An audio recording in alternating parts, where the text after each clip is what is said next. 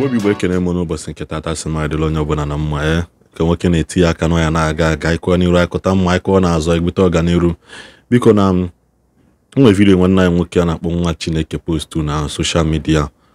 anyị wefunya bụ video wee sị na ka anyị tikwa n'ọnụ na ya bụ ihe na ya bụ ihe nwogo mgbe ihe anụnwa wu na-efele mbọ wee I don't na ya bụ ife ebigo maka afọrọ ndị reason ya bụ na nwanne na nwanne na-emekọ business no kata ọdụ eme ha nọ dịka akpụ Igbo n'ọnụ nke bụ na nwanne na nwanne ya emekọ business unu makwa na ihu na-eme bụ ihe na-adịrọ mma anyị niile ma yes anyị ma n'obodo siri ike anyị ma na onwe ka ihe si wee dị yes anyị ma admit nke anọ onwe ka ihe si wee dị isizi oke ka isikwa n'ụzọ dị aṅa ka iwee mekwana ihe ka ọ dịkwa ka asị na ezinụlọ gị achịkwata ọnụ unu pụzi adịa unu agasasịa ya I could remember the last 2 years or last year. After I born a galaga, mo afọ galaga. Mgbe nye bụ ihe bịa wun. Aya be eje ahịa like this. Ndị Igbo ibulu ahịa.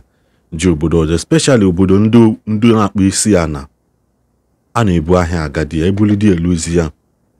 Iwelu nwanne gị nwoke wee gbalụ mbibi ego, wee gbalụ mbibi ahịa. Isi oke nwanne nwe ike ọbụna nwanne gị nwoke abịala abụọ na ha anụ ihu nne onwe ike. Isi oke nne gị na ndị anọlụ ka nje pụta ijezi adịe ihe go ọfụma because ụfọdụ ndị some of them na-succeed ihe aga ọfụma mbatazi na Nigeria ha na-eli ego abandon onye n'ebe ahụ a na-akpọzi ha ọma ngazi aga ọ dịzi aka asị na ihe ọbụla ya emezi nyame ndị obodo Igbo fugoro onye anya gbufu ya egbu ha n'onye no evidence ọwụrụbọna boss go explain taya as long as no evidence adịrọ afọ video anụ nwere necha anya bụ wesi ndị mmadụ ka na-aka obi mgbe ụmụ nwanne ha ihe a awe na-akpọkọ ọha na eze ndị Igbo na-akpọkọ onye ọbụla ịmara na ịnọ n'ọchịchị biko share this video ịmara na ịnwekwa ka esi kọntaktị ya nwanne anyị nwoke bụ nwa Chineke na link ya dị na page anụnwa biko reach out to him unu makwa ka nya bụ ihe si adị ka akpa na alụma na ya hapụ ụmụ nwanne ya because na bụ ihe adịghọ mma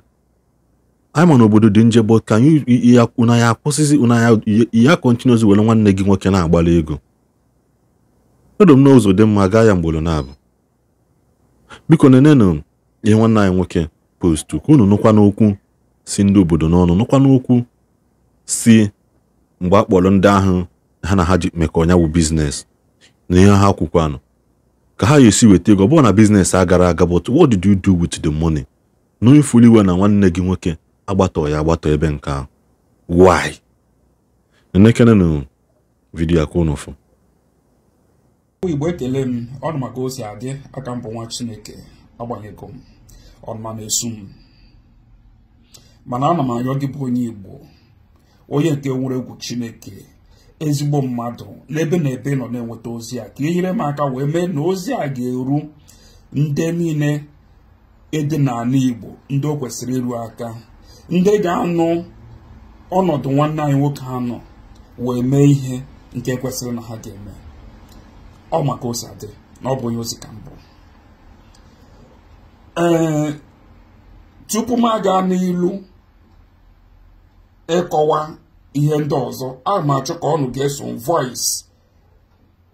ndị m ga-agbanye ebe a mana ndị m na-ayọ ka ozi a ruo aka na-ayọ ka ha kwulie wee lee nwanne anyị a anya ebere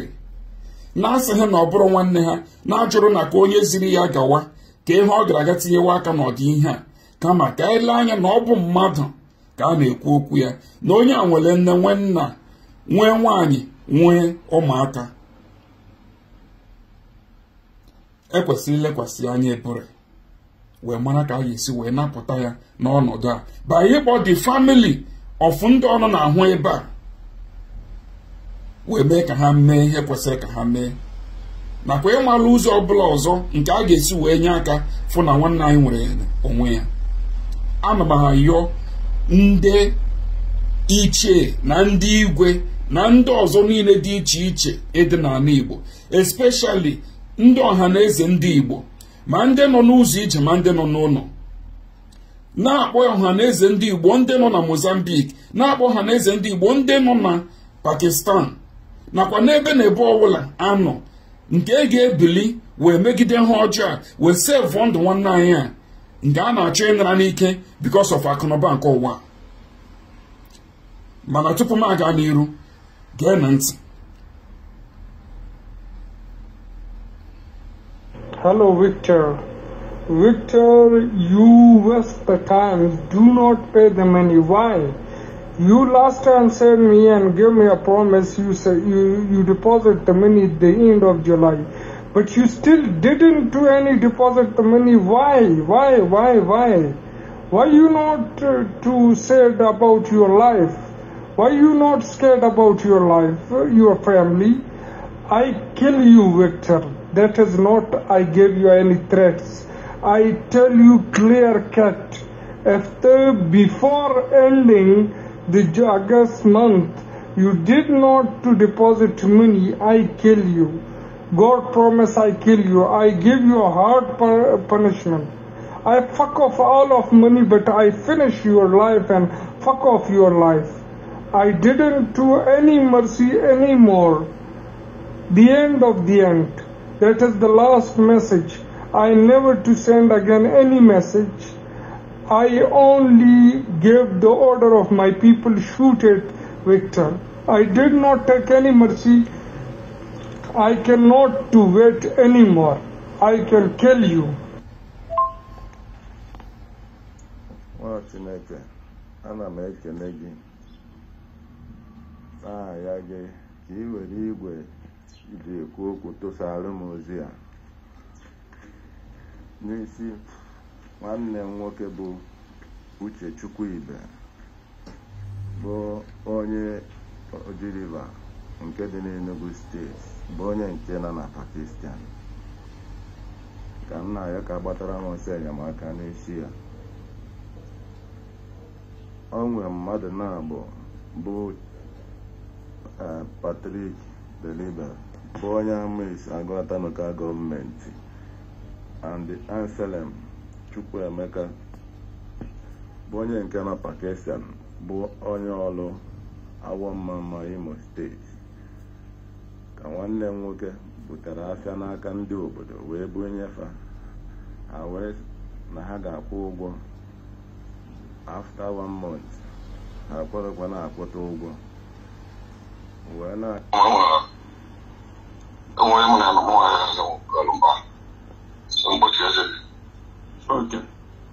ya ọ maka picture sendịrịla gị onye nkwa ịma ndị of voice na ya so maka picture sendịrịla gị anọ m na-ewe one of our brother Ishi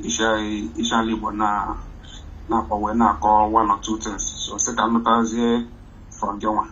so ama m na ọwụ Mr. Patrick Amela na-ekwu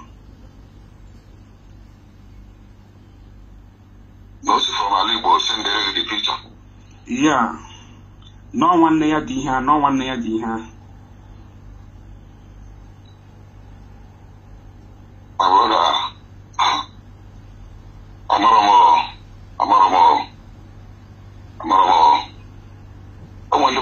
business last year, there were a little balance from about $28,000 something. So I go home and did it. Now the money I put there, more not higher. Only big here with the hero. And then was yeah, then I have you can have some money. When only big I Congo with the ego today. Only big I Congo with the ego today. Onye bunyere ahịa na Congo ọwụ onye baa ka ọwụ foreigner. Onye baa ka ọwụ onye baa ka ọwụ I know him. I know where we get him. And ọ ka dị ndụ. Enweghị ihe mere mụ na ya bụ ahụ ekwuzi na for a very long time. So very long time o change the number. So mụ ebe m ga-enweta ya abụrụ m problem. Now, like 2 weeks ago, if you were with Emeka, Juria Maka, Oye no Panana Kando, but before the release, Juria Maka, the condition of Oya. Muna, I would discuss everything. Discuss a lot. I proud. ego o kwuru maka onye nọ n'aka ndị obodo onye jiri izari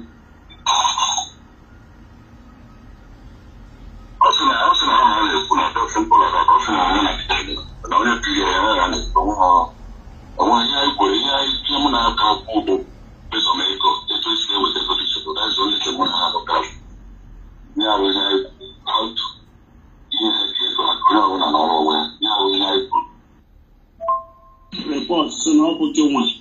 onye nọ na Pakistan nwanne anyị owu na ọwụzọ ọbara ya ka ejiri ime ọsọ gị nwa onye nọ Pakistan so erichigo m onye nọ Mozambique asị na ọwụ onye bunyere ahịa so ọ gị nwa onye si n'aka ebupụta ahịa wee kwunye so achọrọ m ịnụ from your own side elee ka ahịa esi na onye anyere gị appointment ka appointment o nyere gị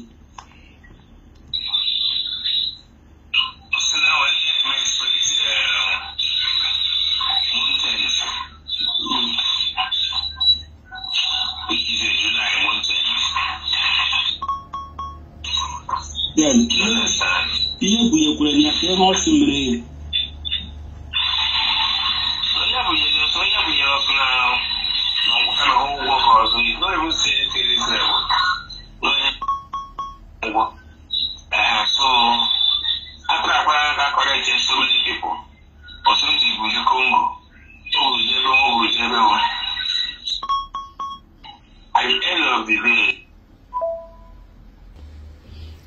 ya ụmụnne ọ na-anụgo ya anụgo ihe onye nwe obodo eji ego ya na-ekwu nụkwanụ mmadụ abụọ ndị mkpọrọ ka m nụkwa from ha nwa inwe ike confirm ọ na ife na-akọ abụla akụkọ ile ọ nọ nụkwara n'ihe ha kwuru otu a ka ha si na-ekwe nkwa eri oge ife ịgba mee every 2 months every month ha nwa ga-ekwe nkwa end enwere ego ha ga-eweta ihe a na-ekwukwe n'okwu a ọ bụ ngwa ahịa ka ebunyere ha dịka akọsi gị ewọtụrụ $50,000 which na bifo ebunye ha ya wụ ngwa ahịa ha werele 20,000 wee drọpụọ were ezi nwanne anyị nwoke ha ndọ ndị obodo n'aka wee kwe nkwa na ha ga-eweta ego ha jiri rute otu ha nọ n'izu ozi a enwere ego ọzọ ndị akwere weta wee nyega ndị obodo ife ha na-akọba akụkọ ndị a na-ekwuwe n'okwu a nwanne anyị nwoke ịbụ onye nke nọ n'aka ndị obodo na nke bụ Uche Ibekwe Victor ọ bụ onye Enugu steeti ọ bụ ya bụ onye nọ n'aka ndị obodo ọ ya ka ọ nọ n'afọ ekene wee wetọ n'ala onye ọzọ iso ịbụ onye ebunyere ngwaahịa na Mozambique bụ Patrick Delibe ọkwa onye Amaisi Agụata local government nke Anambra steeti Ndi Chukwuemeka Amsterdam onye nke ịnọkwa na Pakistan ebe ya bụ onye werele nwanne anyị nwoke a wee tinye n'aka ndị obodo onye nke asịkwa na ọ bụ onye Awọ Isu local government nke Imo steeti so ọ bụ mmadụ ịtọ a ka m na-ayọkwa ọnụ ka e wuru ozi afọ na o ruru ndị side ha both onye nke eji onye Enugu steeti both mmadụ abụọ ndị mere ejiji ji ya ịbụ onye Imo steeti na ndị Anambra steeti ebe na ebe ọbụla na ịmara ndị grupu ha nọ na WhatsApp ha nọ na Facebook ha nọ n'ebe na ebe ọbụla were na ihe onyonyo atụnyere na ha meenụ ka amala na some of them na ọfụma today mana na ụmụnne anyị bụ ndị a na-akwado igbu egwu na ụfọdụ ụmụnne anyị anwụgo maka ọdị ọnọdụ a ihe ọbụla ị ga-eme ịfụ na nwanne anyị a nwetara justice wee pụta n'aka ndị obodo ka ọ ghara igbu ya because of ego $30,000 mee ya ayọ ka m na-ayọ gị otu ị ga-esi wee gbakọta aka wee nyere nwanne anyị nwoke a ịnọ n'ọnọdụ aka ịfụ na o nwere n'onwe ya otu a ka Chukwuoke abịa ma ị ga-esi wee gbatara ọsọ enyemaka mgbe ị ga-enwe ihe nsogbu nke ị ga-enwe n'agbanyeghị otu ọbụla ga-esi abịa ọ bụ ayọ ka m na-ayọ ndị Igbo na-asị na ọnụrụbe nwanne abụla ọsọ nwanne anyị a n'idiri ka esefọ ndụ ya anyị agaghị ekwe ka nwanne anyị anwụọ maka ego nke ụwa so n'ebe na ebe ọbụla ị nọ nke ị malụ na ife adịrị mma na ọ bụ ihe ọjọọ mmadụ iwere nwanne ya wee tụhapụ maka ego nke ụwa ụzọ ọbụla ị ga-esi wee nye aka ọ bụ kọmentị dị ka ị ga-esi kọndem ha ọ bụ na ọ bụ ịsha ya sha ọ bụ na ọ bụ ịkpọ kọl ọ bụ na ọ bụ ịkpọwa ndị akpọwa ezinụlọ ha ịfụ na ha wepụtara ego a n'ebe na ebe ha tinyere ya n'ebe na ebe ha megorola ivers na ha ga-ama ka ha ga-esi wee rezie ego a at the end of this month ịfụ na ndị obodo receive ego ha wee release nwanne anyị mee ya na ọ bụ ayọ ka m na-ayọ gị ọ bụ otu aka ha nọ na ọwụzi aka m si ka m weta ebe a tọsa na ozi ụmụnne m anyị ekwuchaghị ewe na-asị na ebe nwoke nọ ya na-adịla onye ọbụla na mma dịkwala onye ọbụla na mma dịlu nwoke mma biko na ajụ ihe anụnwa need to stop because I don't see the root by ihe anụnwa ya na-eme. What lesson are we sharing to the younger generation?